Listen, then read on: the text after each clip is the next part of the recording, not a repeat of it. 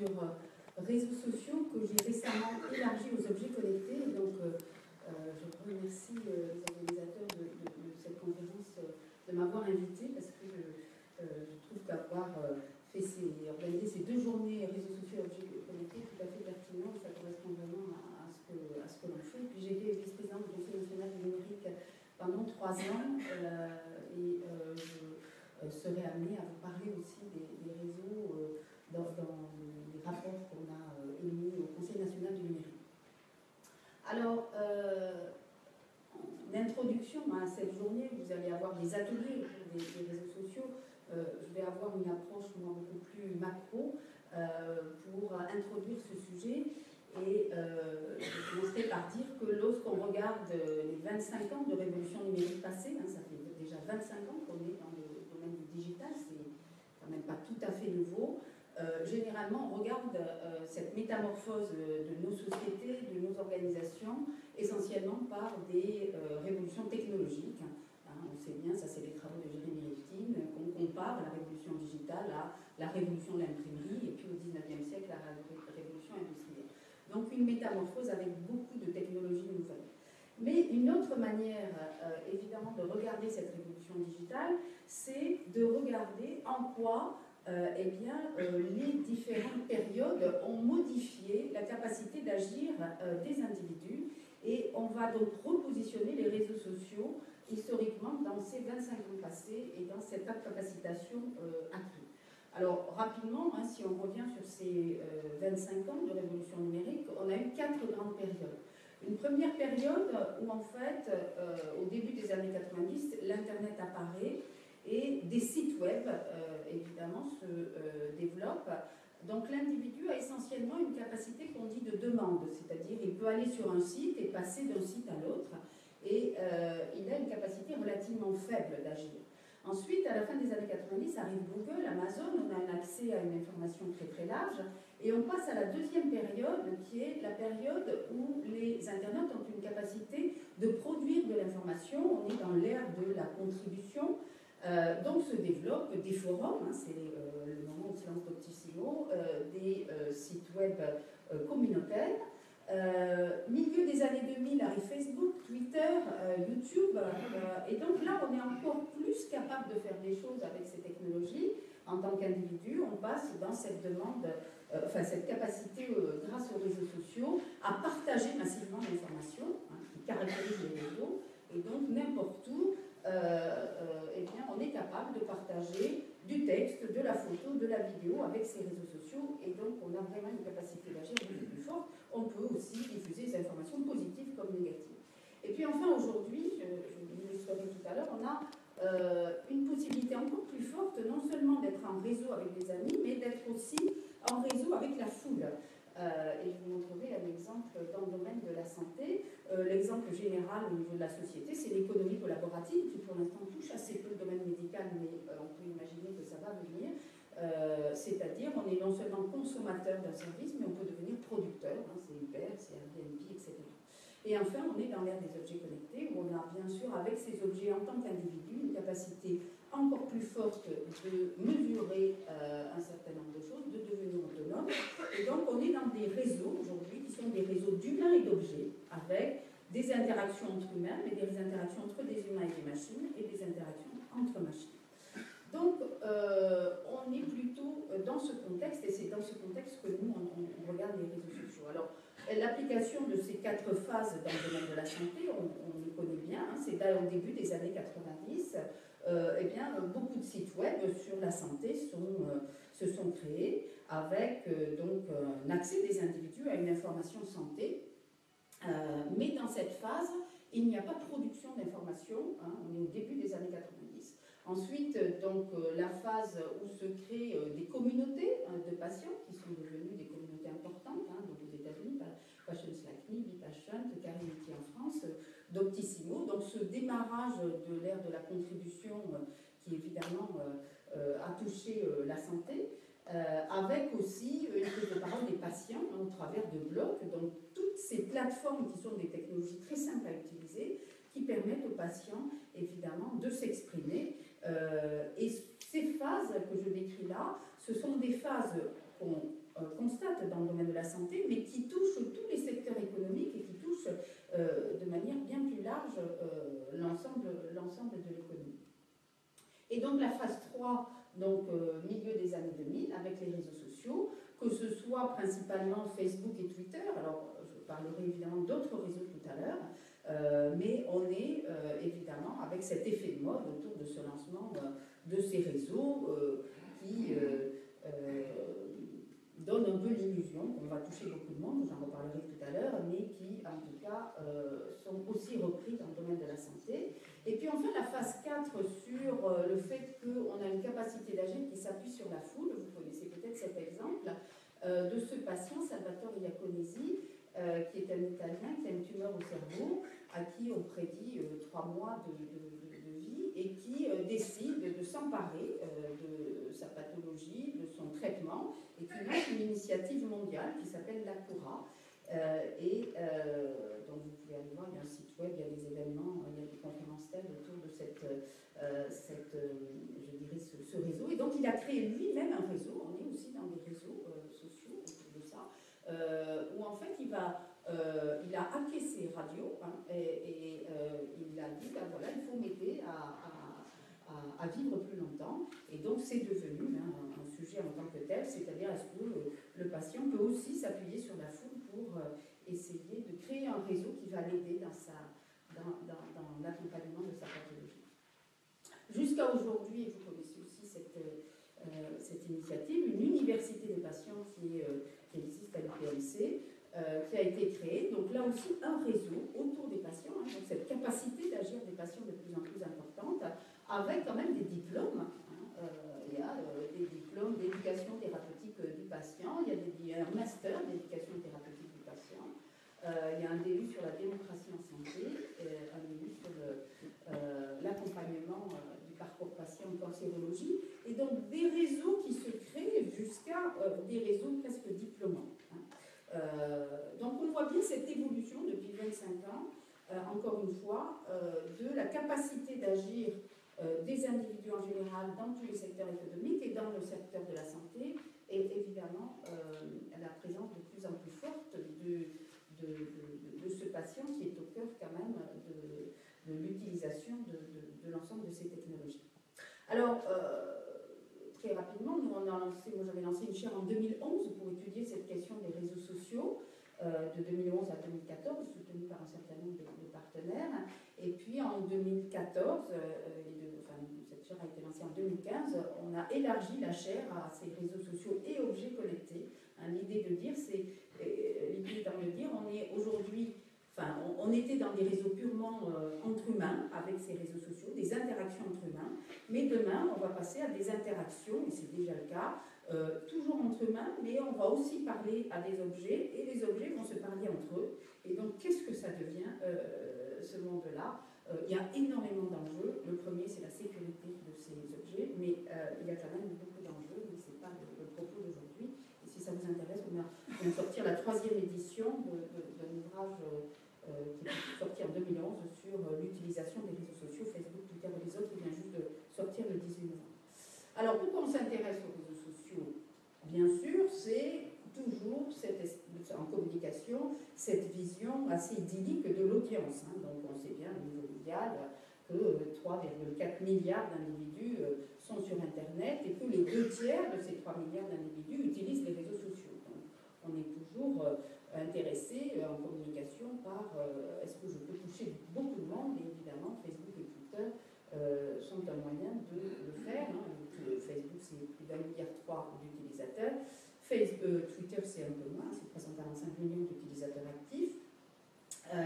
Et juste, je vais beaucoup parler de Facebook et Twitter, mais on voit quand même une tendance aujourd'hui d'évolution des usages sur les réseaux sociaux, c'est-à-dire les individus utilisent toujours Facebook et Twitter, mais utilisent encore plus aujourd'hui un certain nombre d'applications de type WhatsApp, qui sont des applications dans lesquelles on a un groupe d'amis moins élevé, mais dans lequel on a beaucoup plus d'interactions.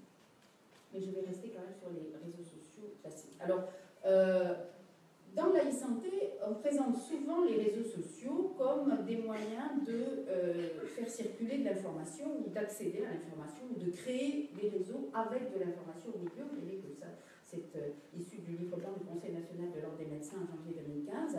Et réseaux sociaux apparaît en télésanté, c'est-à-dire au cœur de tout ce qui va fournir de l'information. Ce que je vais essayer de partager avec vous, c'est que probablement que dans les futures années, ça va être beaucoup plus large que ça, cet impact des réseaux sociaux dans le domaine de la e-santé. Et ça va être beaucoup plus large que juste la partie information. Alors, quels usages et quels réseaux, hein, bon, il y a beaucoup d'études qui ont été faites sur les usages des réseaux sociaux par les patients ou par le personnel médical. Là, j'ai juste pris un chiffre. Selon le baromètre web et santé, Facebook représente à lui seul 51% des conversations autour de la santé. Donc évidemment, quand même, il faut aujourd'hui encore s'intéresser beaucoup à Facebook. Mais je vais aussi vous parler d'autres types de réseaux, évidemment, hein, les réseaux sociaux entre patients. Donc là, ça a été cette tendance sur les 10 dernières années, hein, cette importance des communautés de patients autour de communautés de sites web, mais aujourd'hui autour de réseaux sociaux entre patients, où on retrouve ces échanges entre pairs, cet accompagnement dans la vie quotidienne du patient, et puis ce savoir expérientiel, hein, cette information qu'on appelle aussi l'information profane, qui est mise par les patients sur ces communautés. Est-ce que finalement c'est un savoir d'expert? On voit qu'il y a des diplômes dans l'université des patients, et donc qu'est-ce que devient hein, ce savoir, et quel est l'impact par rapport à une relation patient-médecin. Et puis il y a aussi, j'en parlerai tout à l'heure, des réseaux entre professionnels de santé, que ce soit au domaine de la pharmacie, des docteurs qui ont lancé, des médecins qui ont lancé aussi un certain nombre de réseaux. Là, l'idée, c'est vraiment de faciliter le partage d'expérience, l'accompagnement au quotidien, en complément de l'activité médicale. On n'est pas du tout sur, évidemment, de la consultation en ligne, mais on voit bien un certain nombre d'initiatives, en particulier par des médecins qui sont plutôt jeunes, qui veulent absolument s'investir sur ces réseaux. Alors, vous voyez que déjà, on sort un peu de Facebook et on va essayer aussi de parler de l'intérêt d'avoir des réseaux plus larges dans la relation patient-médecin. Alors, quelques éléments, je dirais, plus concrets. Quand on parle de réseaux sociaux, on peut regarder le sujet dans la relation patient-médecin du côté du patient, c'est-à-dire le patient qui utilise les réseaux sociaux. Et là, quel est l'impact sur la relation patient-médecin? Évidemment, c'est l'impact aussi sur la relation patient-médecin par rapport à je dirais, un patient qui regarde de l'information sur Internet en général. C'est cette diminution de la symétrie d'information entre le patient et le médecin. Le patient arrive en consultation, il a lu des informations sur l'Internet, il a lu des informations sur les réseaux sociaux, il a échangé avec ses pairs, IRS, et donc il va argumenter, et donc on n'a pas, je dirais, la même relation avec le médecin qu'il y a quelques années.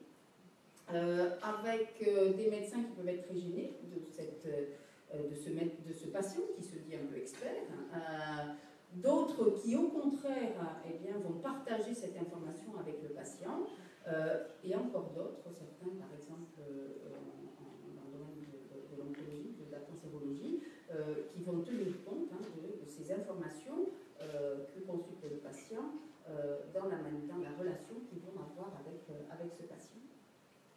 Alors, évidemment, là, il y a toujours la question majeure sur les réseaux sociaux mais finalement, le patient regarde toujours ces informations, et est-ce que ces informations sont de qualité? Et on sait bien que le web en général, et les réseaux sociaux en particulier, sont des endroits où il y a une mine d'informations qui sont à disposition des individus, et ce sont des réseaux ouverts, libres, open, comme on dit en anglais. Donc il y a de l'information qui est, je dirais, juste, et puis aussi ce sont des réseaux de désinformation.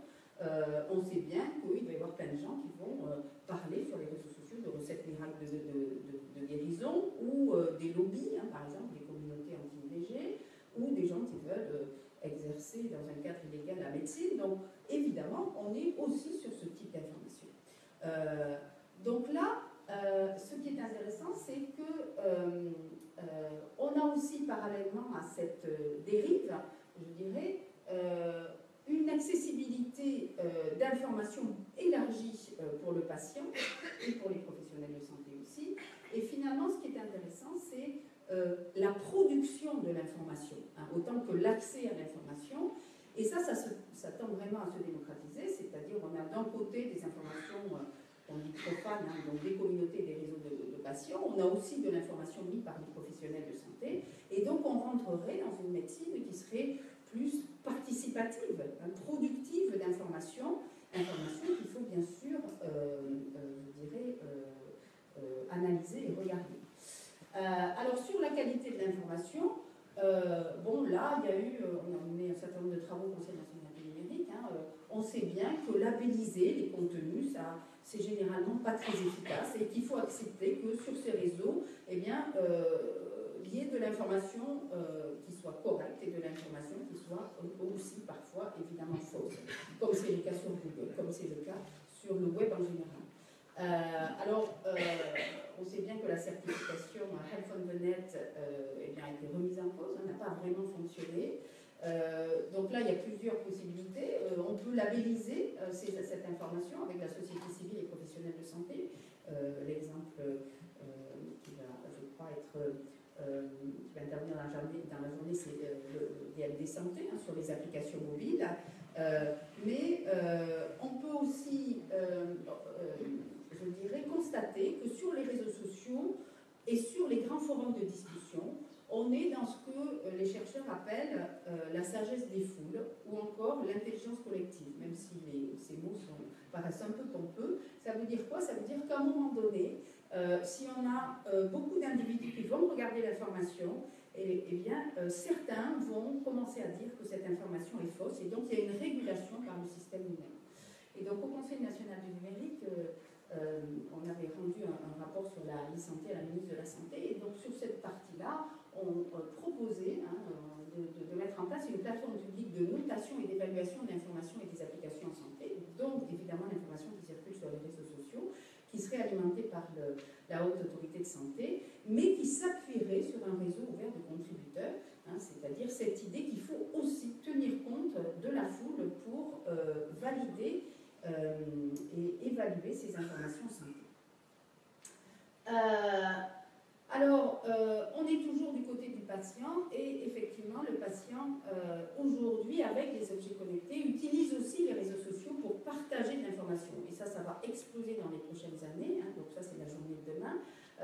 Mais on sait bien que d'ici 2020, on va avoir plus de 20 milliards d'objets connectés autour de nous. Tous les acteurs travaillent, beaucoup d'acteurs travaillent sur des objets dans le domaine de la santé. Et donc, non seulement ça capte un objet connecté, mais derrière, il va y avoir partage d'informations. Et donc là, ça pose évidemment des questions, hein, je ne vais pas rentrer dans ce débat, mais de l'accès aux données de santé.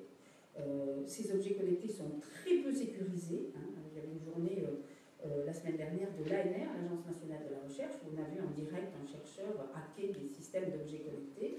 C'est très peu sécurisé parce que c'est essentiellement des accès login password et parce que ça passe par deux réseaux, Sigfox et LoRa, qui ne sont pas chiffrés.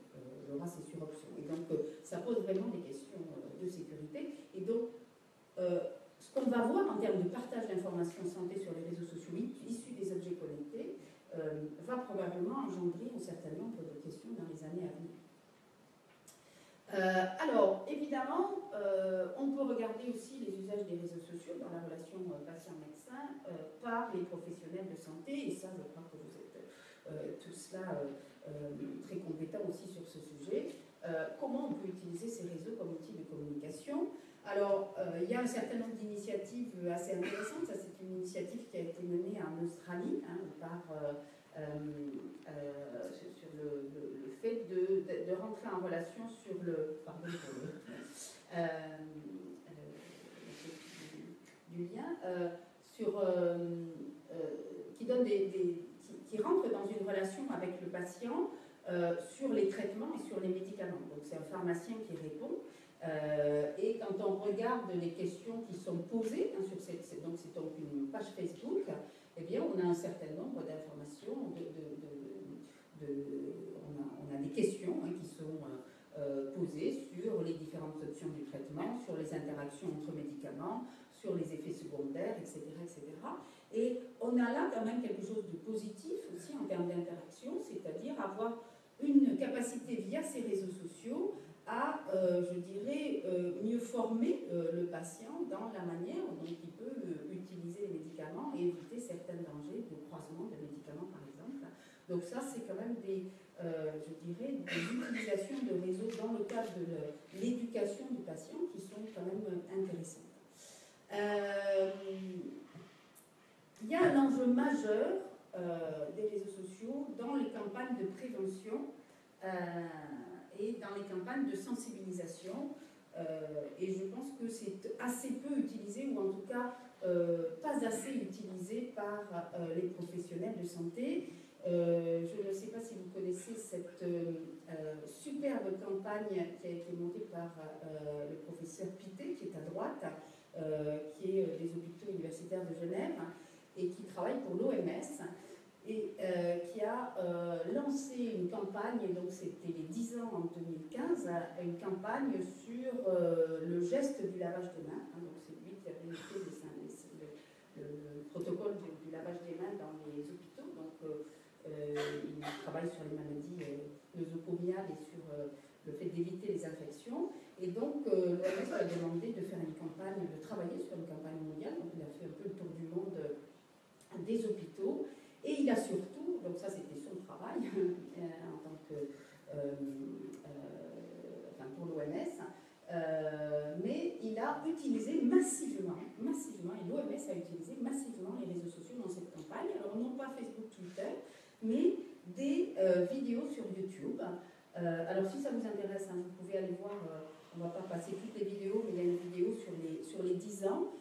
Donc ce qui est dit dans cette vidéo, c'est qu'avec cette campagne de prévention, on peut éviter plus de 8 millions, je dirais, de morts par an dans le monde entier, quand on, effectivement, sensibilise les gens à ces gestes dans les pays, je dirais,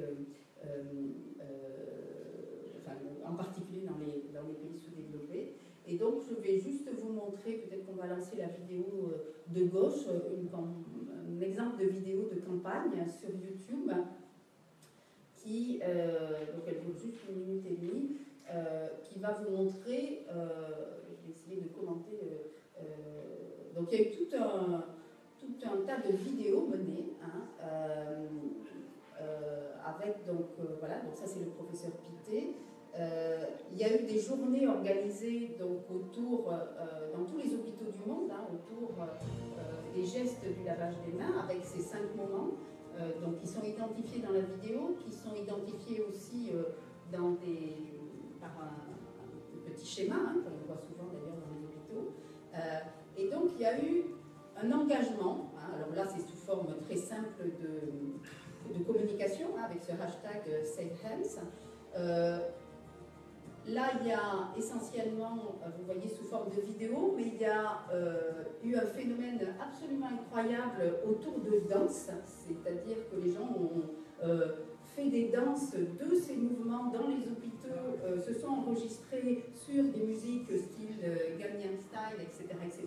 Donc il y a eu un engagement dans tous les hôpitaux du monde.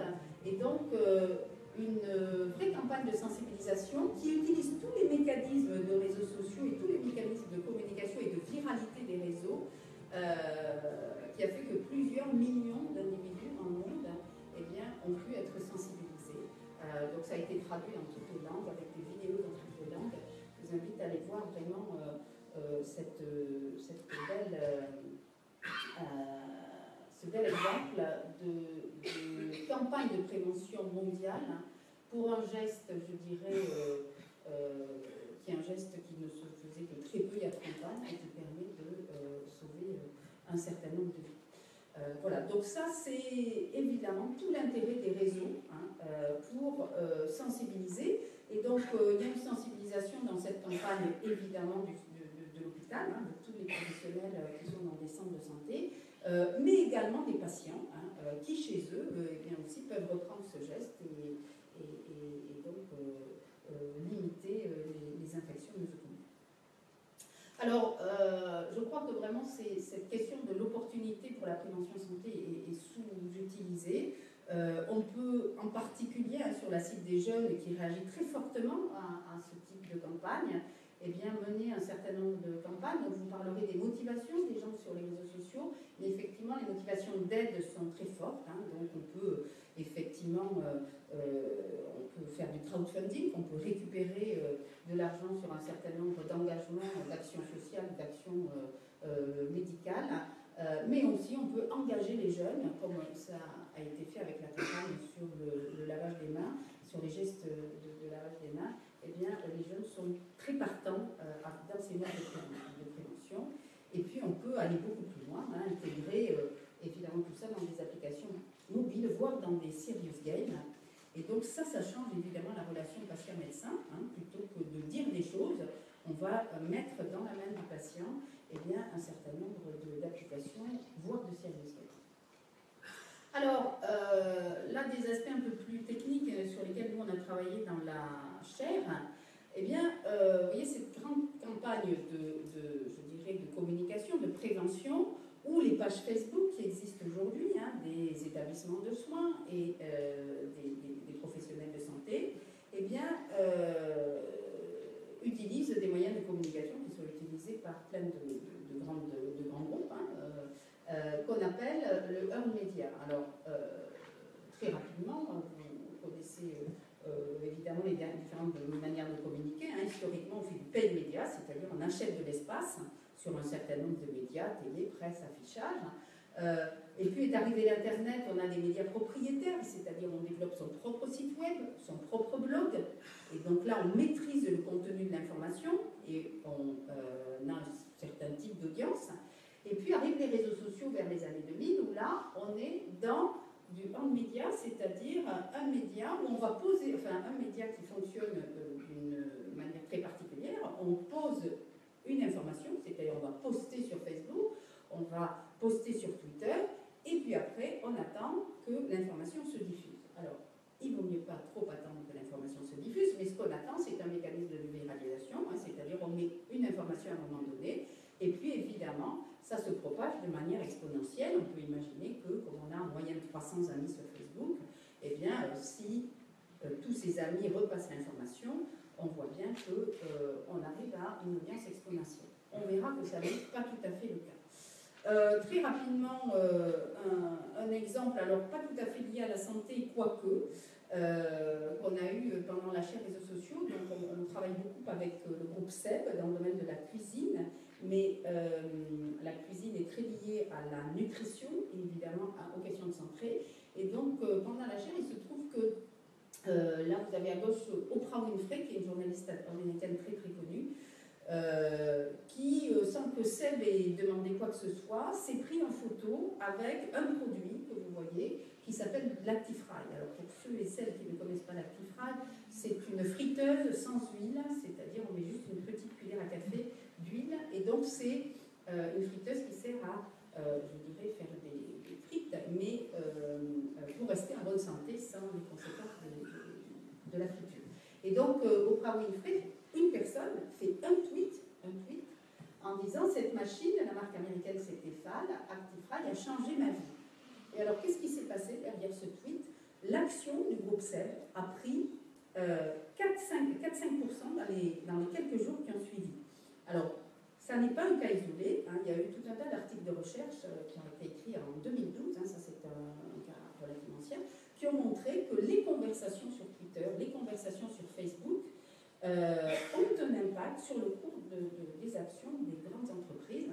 Et donc, juste pour vous dire que lorsqu'on parle de ces conversations, elles peuvent avoir aussi un impact économique fort. Et par exemple, là, dans le domaine de la nutrition, on voit bien que si des journalistes très connus qui ont de l'audience font passer des messages, ça a un certain impact. Alors, dans le domaine de la communication, donc on a évidemment l'utilisation de Facebook, mais on a aussi l'utilisation de Twitter.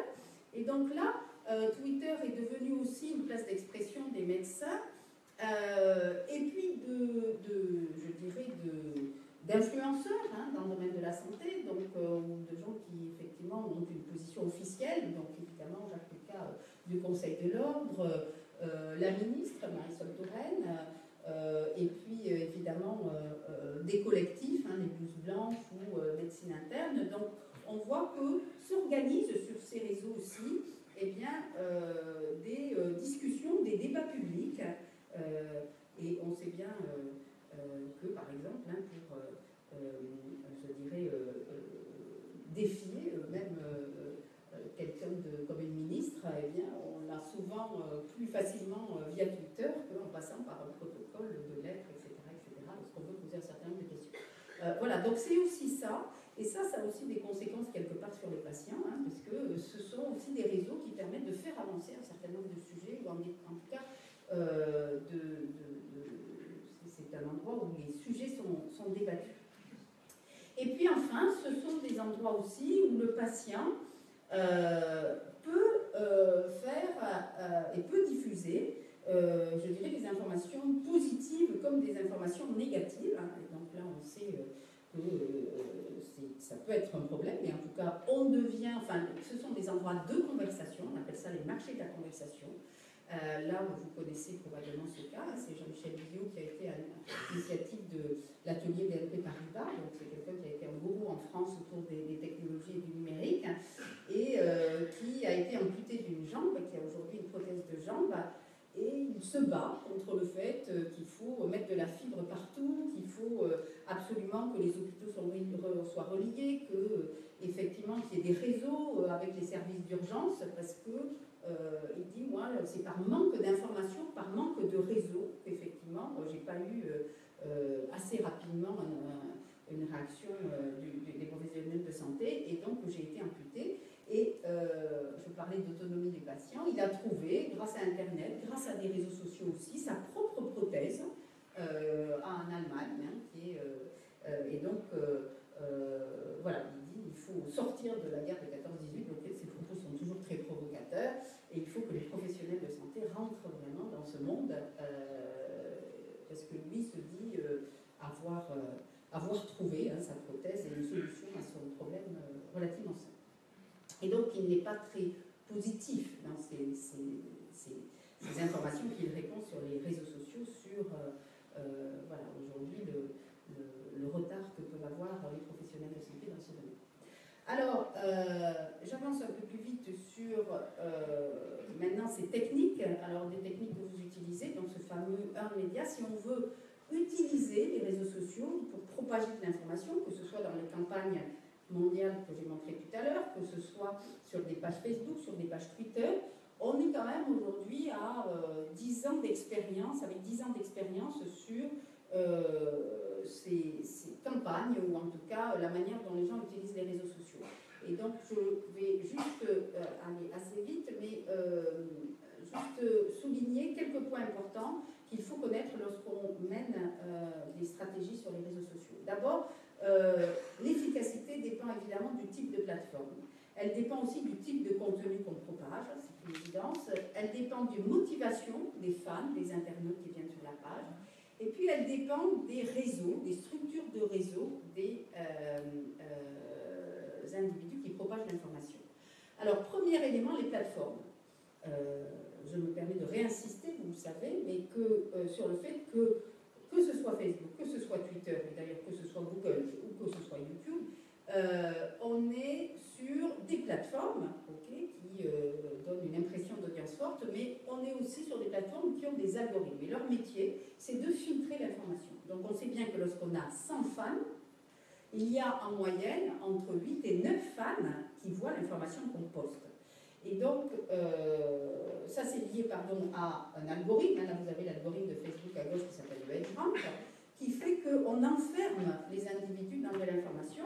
Cet algorithme, il est défini par 3 critères. L'affinité, c'est-à-dire si on échange régulièrement sur Facebook avec un fan, eh bien, il a une probabilité très forte de recevoir votre message, mais si on n'interagit pas, la probabilité sera très faible.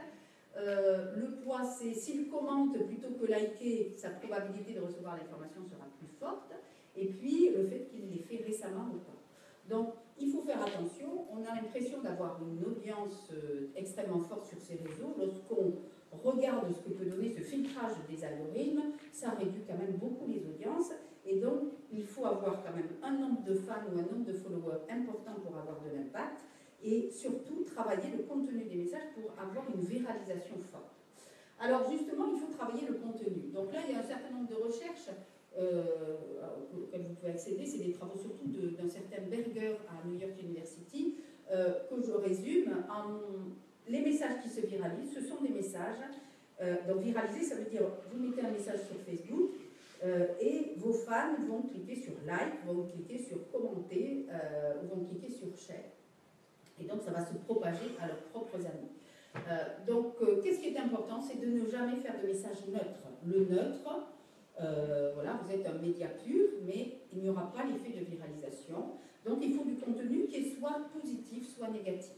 Ensuite, il faut susciter des émotions. Alors, on sait bien que les émotions négatives, la crainte, l'anxiété, la colère, génèrent beaucoup de viralité.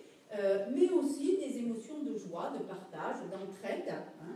Ça fait le cas de la campagne que je vous ai montrée tout à l'heure, mondiale, pour l'OMS.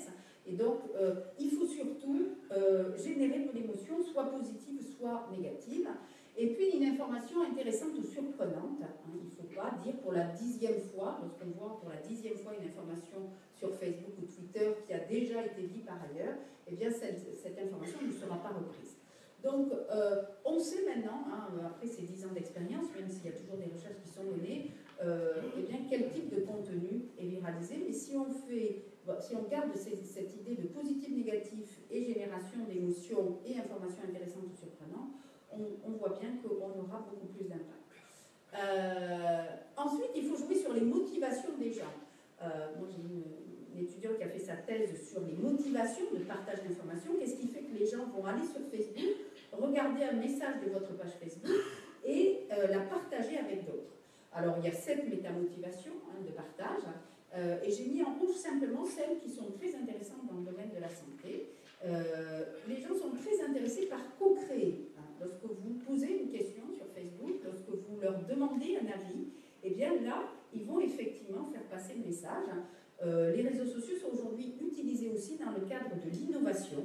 On pourrait imaginer des pages des hôpitaux où, en fait, les hôpitaux interagissent avec les patients pour imaginer des services à l'hôpital pour demain, dans le futur, ou imaginer de nouvelles relations entre l'hôpital et le patient.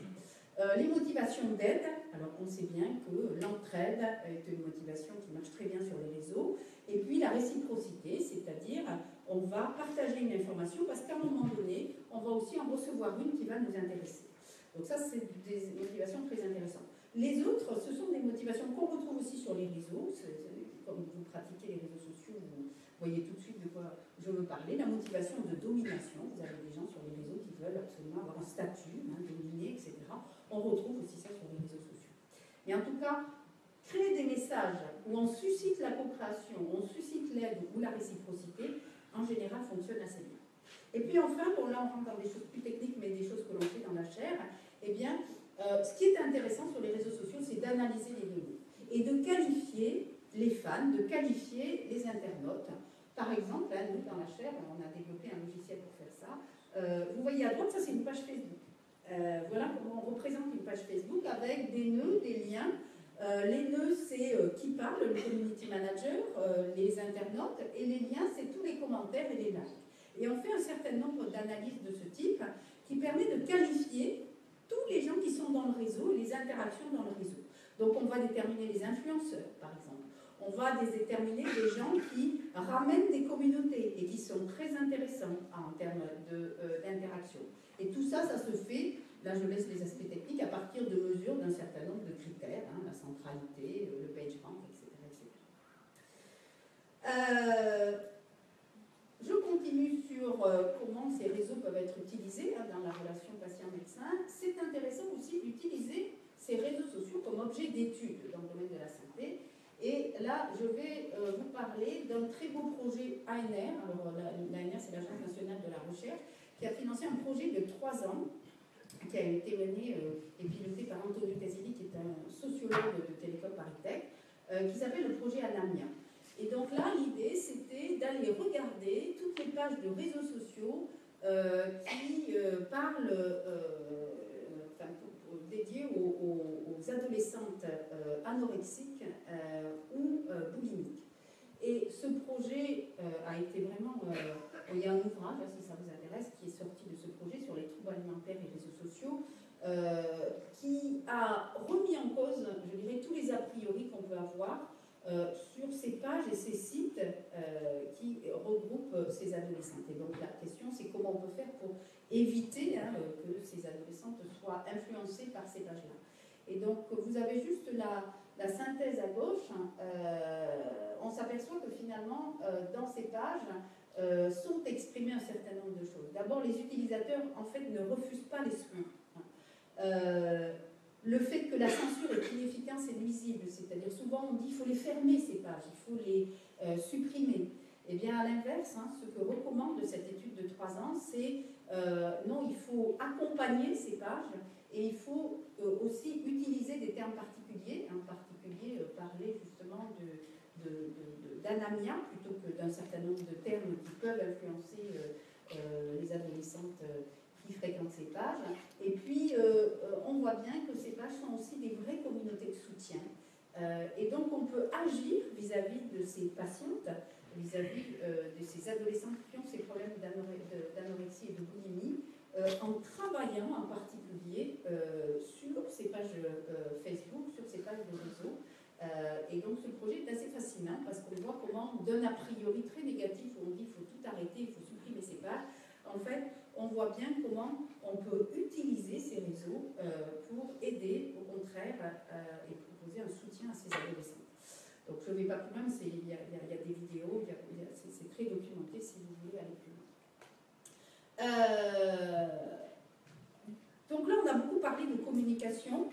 Je voulais aussi évidemment parler, et vous le vivez aujourd'hui, de l'utilisation des réseaux sociaux comme outil de relation client-patient, un outil de relation entre, évidemment, les centres de soins et, alors je sais bien que le client ne vous plaît pas, mais je vais vous expliquer pourquoi je parle de la relation client-patient. Donc là, ce sont toutes ces pages Twitter qui se sont développées ces dernières années. Donc j'ai pris à droite les hôpitaux universitaires de Genève, qui ont une vraie stratégie sur les réseaux sociaux avec une charte graphique et une volonté vraiment forte d'être présent sur Facebook, sur Twitter, sur YouTube, l'hôpital Necker, mais évidemment le CHU d'Angers et beaucoup de CHU en France. Donc cette idée qu'on rentre dans Twitter dans un outil, le réseau social, de relation entre le centre de soins et le patient. Et donc là, la particularité, c'est quoi? C'est le temps réel. Et on est au tout début, je dirais, de l'utilisation de ça. On pourrait imaginer une utilisation en temps réel au moment où la personne arrive à l'hôpital avec une interaction directe et tout un tas de services à développer qui sont développés, et c'est pour ça que j'ai mis le Air France, par d'autres sociétés dans le domaine des services. Il ne faut pas hésiter à aller voir ce que fait Air France, ce que fait la SNCF. Le domaine des transports est très avancé, ou une société comme Orange, par exemple, sur Soch, très avancé, en tout cas dans le transport, sur cette utilisation de Twitter dans la relation, je dirais, entreprise ou organisation patient ou client. Sur Air France, par exemple, je vous cite un cas que j'ai vécu, j'étais à Roissy, j'étais sur Air France, il n'y avait pas mes bagages à l'aéroport, et effectivement, au moment où je suis arrivée devant le tapis roulant, la moitié du vol, qui n'avait pas non plus ses bagages, est allée se plaindre à l'hôtesse, etc., etc. On sait bien que dans ces cas-là, on n'a pas la réponse. Il se trouvait qu'on travaillait sur ces pages Twitter, et donc j'ai tweeté en direct, simplement, à Air France, avec mon numéro de fidélité, et puis en disant que j'étais très mécontente et que j'aimerais bien savoir, je voulais savoir où était ma valise. Et là, j'ai eu une réponse en un quart d'heure. En un quart d'heure, me disant qu'il fallait que j'aille à telle porte dans 2 heures, mais en tout cas, je savais que j'allais récupérer ma valise, alors que, paradoxalement, les gens qui allaient poser une question à une personne qui était présente à l'aéroport n'avaient pas la réponse. Alors, des exemples de ce type, il y en a beaucoup. Donc, c'est cette idée de relation en temps réel et direct qui peut se faire évidemment publiquement, mais surtout par direct message aussi, hein, et donc de manière confidentielle, avec tous ces métiers que vous connaissez de community manager derrière. Et encore une fois, on sait bien quelle est l'importance de ces métiers, avec des enjeux aussi de parler hein, sur ces places qui sont publiques. Et donc, qu'est-ce qu'on peut dire, jusqu'où on peut le dire, on sait bien que la santé est un domaine très régulier. Voilà, alors dans tout ça, il faut mesurer sa réputation, il faut écouter tout ce qui se dit sur ces réseaux. Nous, on a lancé une plateforme qui est une spin-off aujourd'hui de la chaire hein, pour mesurer sa réputation, mais il y a plein d'outils, hein, plein de sociétés qui font ça, Synthesio, l'Influence, etc. Mais en tout cas, il faut des outils pour suivre ce que les gens disent sur ces réseaux, et en particulier, évidemment, ces fils Twitter ou ces fils Facebook. Alors, autre aussi question qu'on peut se poser, c'est qu'on a parlé beaucoup de Facebook et Twitter. Mais quand on dit réseaux sociaux et santé et réseaux sociaux dans la relation patient-médecin, eh bien, on peut aujourd'hui penser à plein d'autres réseaux. Et on est à un moment aujourd'hui où se développent des réseaux sociaux de professionnels de santé. Hein. Donc là, j'avais mis un certain nombre autour de cardiologues, Medical Network qui regroupe 500 000 médecins, Community qui regroupe 70 000 professionnels de santé, docteurs qui sont des jeunes docteurs, ou même MySP Friends qui est un réseau social pour patients hospitalisés qui intéresse à la fois les patients et évidemment les hôpitaux.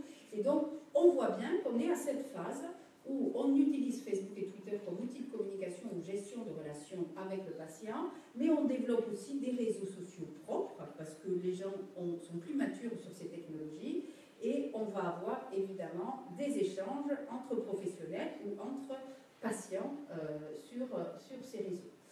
Et là, on peut imaginer plein de choses dans le domaine du futur, donc très rapidement, hein, vous avez une très belle initiative de la FING, avec un projet qui s'appelle Mes Infos, qui a imaginé des utilisations des données de santé et des services autour des données de santé dans l'un de ces projets.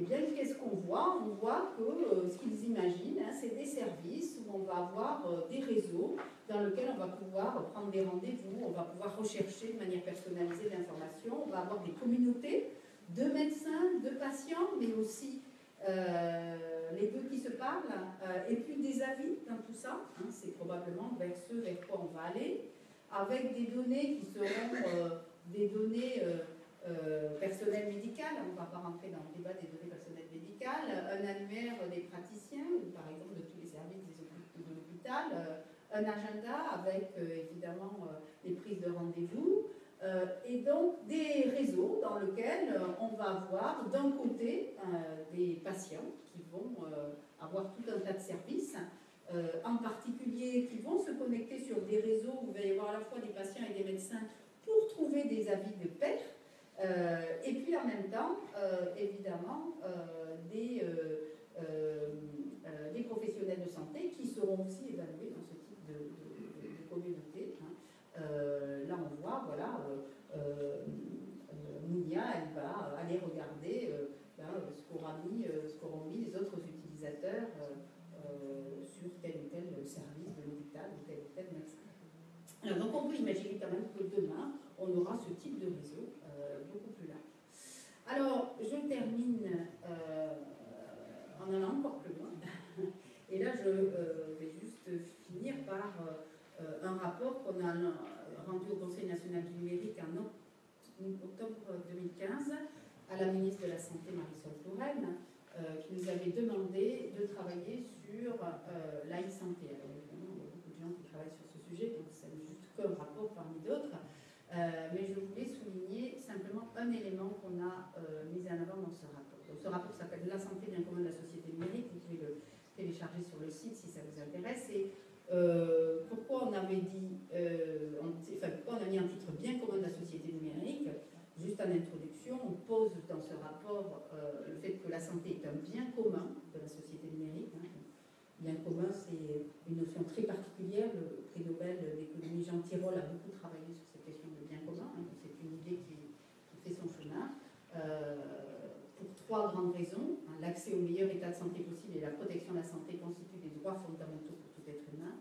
Chacun est solidaire du maintien de la qualité de notre environnement de vie et de la pérennité de notre système de santé.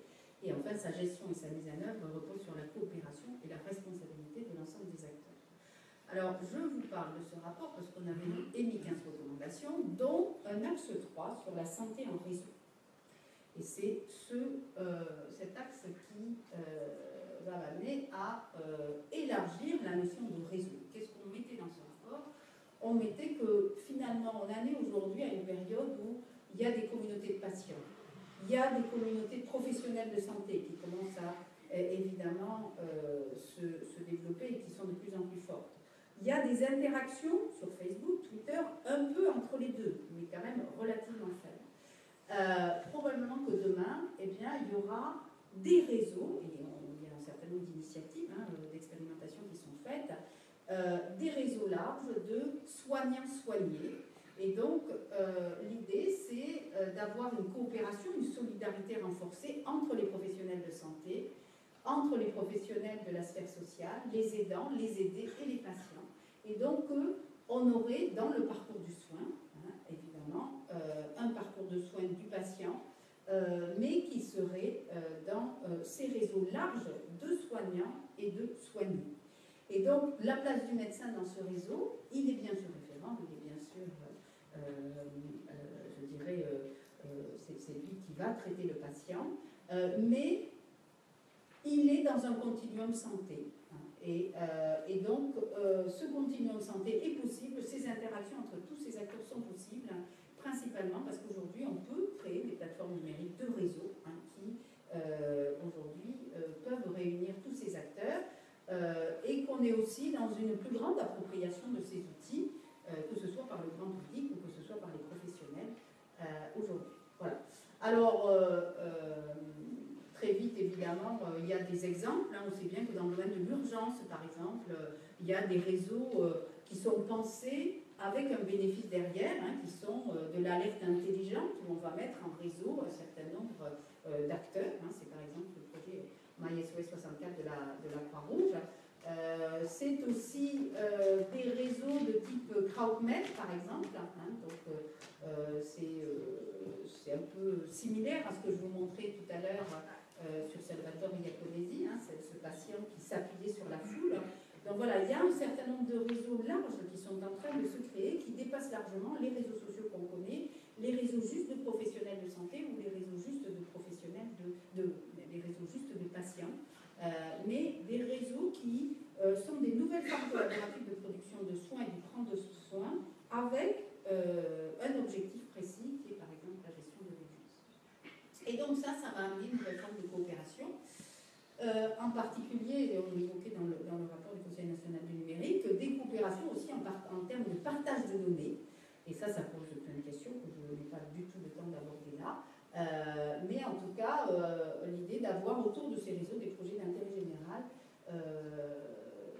et qui permettent de résoudre un certain nombre de grandes questions. Alors, dans tout ça, il y a des nouveaux rôles et des nouveaux acteurs. J'ai beaucoup parlé des rôles du patient, mais évidemment, les communautés de patients, le patient acteur, le citoyen patient, la démocratie sanitaire sont évidemment des expressions, des mots et des réalités derrière qui sont de plus en plus présentes et existantes et donc qui bouleversent la structure traditionnelle de la santé et qui tous ces nouveaux rôles ne vont faire que se développer dans les années à venir. Dernier point, et j'ai toujours à cœur de parler de ce sujet, qu'est-ce qui se passe si les professionnels de santé, en particulier en France, n'investissent pas les réseaux sociaux, le digital et les technologies numériques dont on parle?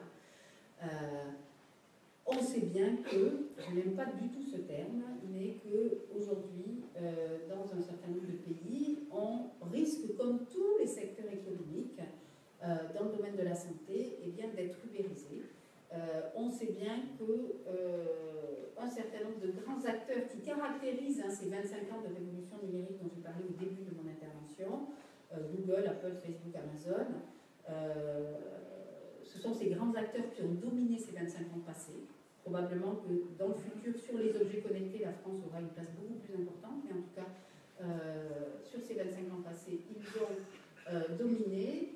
Ce sont des acteurs majeurs. Pour des raisons fiscales que je ne vais pas éviter là, mais que vous connaissez, ils ne paient d'impôts nulle part, et donc ils ont une capacité financière qui s'est constituée, qui est considérable, et qu'ils investissent en rachetant des startups dans tous les domaines, et qu'ils deviennent concurrents de n'importe quelle entreprise dans n'importe quel secteur. Et on sait bien que Google, avec sa filiale Calico, s'est emparé massivement de la santé, que Apple, avec ses tablettes dans les hôpitaux dans certains États, avec l'application HealthKit, dans certains États américains, si entre deux rendez-vous à l'hôpital, on n'a pas mesuré un certain nombre d'éléments sur l'application HealthKit, on n'est pas remboursé, eh bien, on a effectivement un certain nombre il y a un impact très fort, évidemment, de ces acteurs sur les systèmes de santé. Alors, c'est simplement ce risque de ces acteurs qui connaissent très bien les algorithmes, qui connaissent très bien comment fonctionnent évidemment les réseaux, qui connaissent très bien comment fonctionne le web, par rapport à des acteurs qui sont moins matures sur ces sujets. Jusqu'à aujourd'hui, Google qui finance des universités qui s'appellent les universités de la singularité partout, et en France, on a vu arriver fortement en 2015, autour d'idées transhumanistes. Alors, qu'est-ce que c'est que le transhumanisme, c'est cette idée selon laquelle, et c'est eux qui le disent, c'est pas moi, c'est Kurt Tyler, qui disent dans 20 ans, on sera capable de vivre 1000 ans. Parce que, évidemment, on pourra,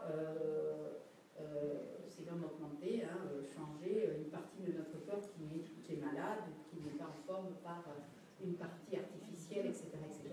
Donc il y a aujourd'hui vraiment dans le monde entier une diffusion de ces pensées transhumanistes.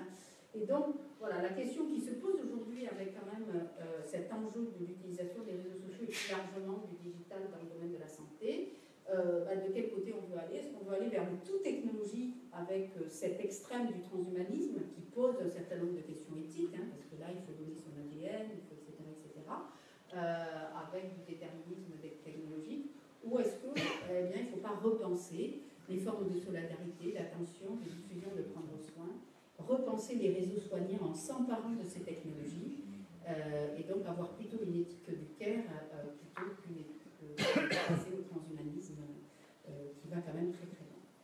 Voilà, merci de votre attention.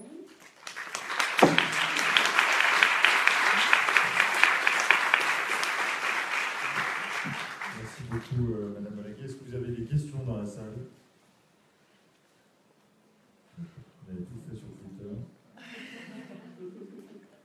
Non. Personne? Oui, allez-y, je ne vois pas très bien, mais je n'entends rien. On va vous donner un micro.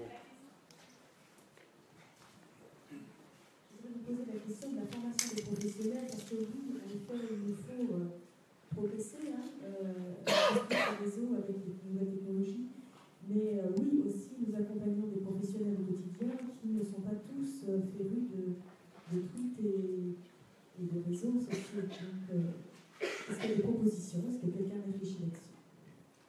Alors, il y a un certain nombre de formations qui existent dans l'enseignement supérieur, notamment au métier de community manager. Moi, j'anime à l'Institut Mintelecom un séminaire spécifique qu'on a créé autour du social media et de l'utilisation des médias par un certain nombre d'entreprises ou d'organisations, que ce soit dans le domaine de la santé ou autre. Voilà, on fait de la formation continue. Donc, il y a quand même un certain nombre d'endroits aujourd'hui en France où on peut se former, y compris en formation continue, sur en tout cas les métiers de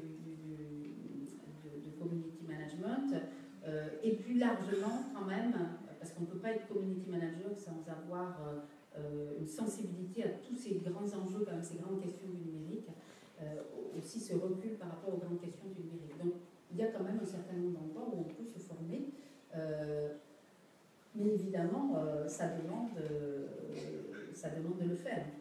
Alors, au Conseil national du numérique, on avait travaillé sur la formation au numérique. c'est aussi tout un domaine, donc si vous voulez aller lire un rapport, il y a un rapport spécifique là-dessus. Ce que simplement, souvent on dit, c'est que en France en particulier, le DIF, le droit individuel à l'information, est très sous-utilisé et qu'en fait, on peut se former tout au long de la vie, mais les gens ne le font pas. Ils ne prennent pas le temps de se former et ça peut être fait avec le DIF ou avec d'autres techniques. Et je termine aussi par vous dire, parce que j'ai eu la possibilité de créer un MOOC récemment sur l'économie collaborative, et aller sur la plateforme FUN, FUN, qui est une plateforme gratuite, organisée par le ministère de la Recherche en France.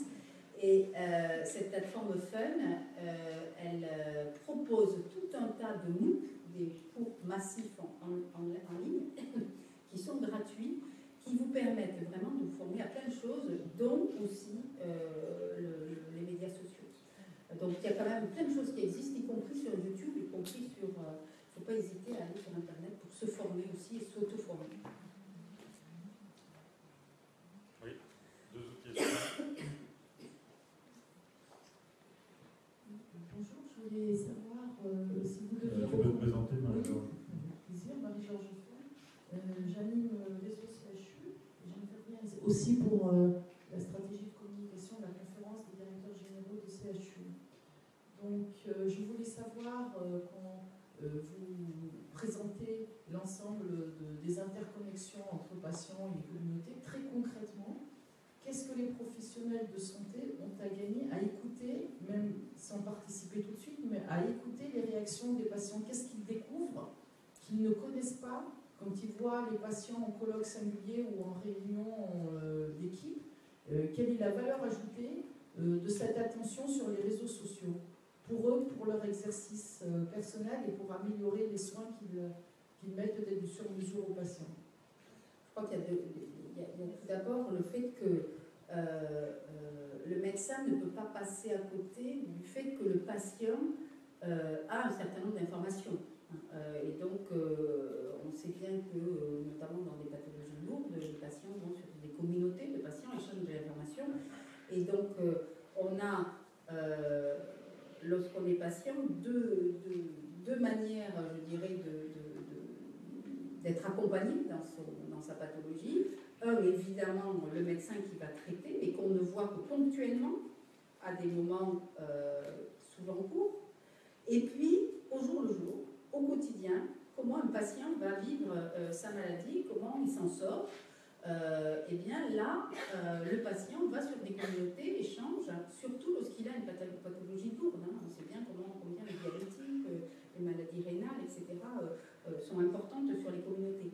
Et donc, quelque part, un médecin qui voit un patient eh bien, peut aussi discuter avec ce patient de l'apport de cet accompagnement au quotidien que le patient trouve dans ces communautés par rapport au traitement. Et j'ai vu même des professeurs de cancérologie dire c'est important pour que le patient, ça fait partie du traitement, que de savoir que les personnes sont accompagnées au jour le jour via ces communautés et quel impact ces communautés ont sur le patient.